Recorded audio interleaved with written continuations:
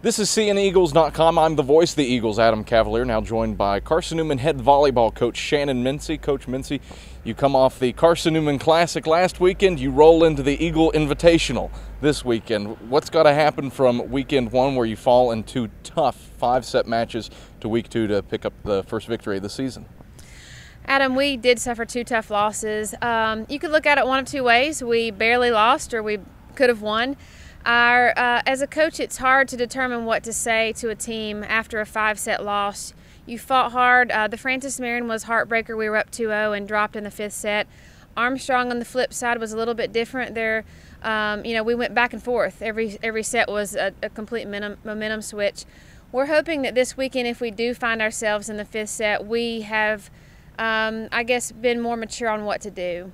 You look at that Armstrong match, though, and the Pirates are in the top 25 in one poll and just on the outside in another. You stay right with them.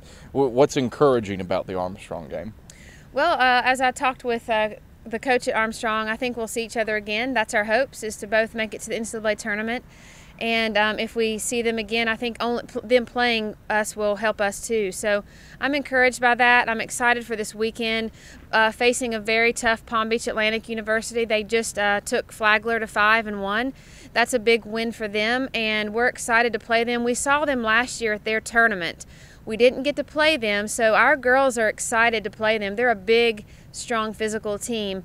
Angel and Tina, Rachel, those girls on the back row, they've got to step up for us this weekend. Palm Beach Atlantic, you bring up the Pelicans, 7-2, 2 attackers for them hitting more than 3.5 kills a set and better than 300. You're right, the back row's got to step up, but what do you do to slow down those attackers before the ball even gets to the back row?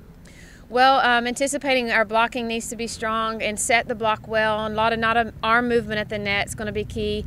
Angel's a very tough kid back there. She does a nice job. We have to be good out of system against Palm Beach, because I'm sure that those hits are going to be hard. Looking at those numbers on paper, I'm not so sure that every single dig is going to be perfect to target. So our hitters need to be aware that they need to still do something with an offset ball.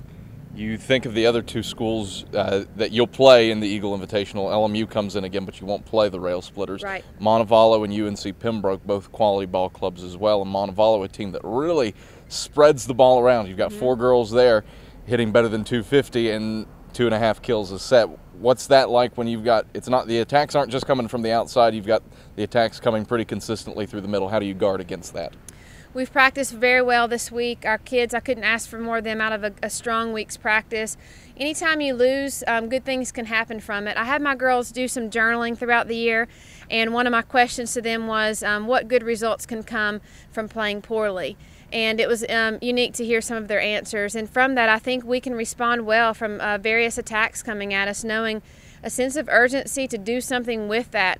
And I've emphasized all week, if the ball's dug up, that's a good thing. So let's do something with it and not wash it away with a hitting error or unforced error. Hitting in the net, hitting out, it's just not going to be acceptable this weekend. Is it nice that the matches are at home? You pretty much get to keep home camp at Hope for 2 straight weeks to start the season? Oh, I think my athletes would say it's nice. Would I say it's nice? Probably not. I would enjoy getting on a bus and showing up and letting another coach do all the organizational things. But this feature, having webcasts and having the live stats coming from our own gym, it brings a lot of publicity to Carson-Newman. We have nice facilities. We have great area for people to come to. So I think we offer a nice atmosphere. And from that standpoint, I'm happy to do all the work. Coach Mincey, always a pleasure. Thanks for stopping by. Thanks, Adam. Carson-Newman head volleyball coach Shannon Mincey. I'm the voice of the Eagles, Adam Cavalier, and this is CNEagles.com.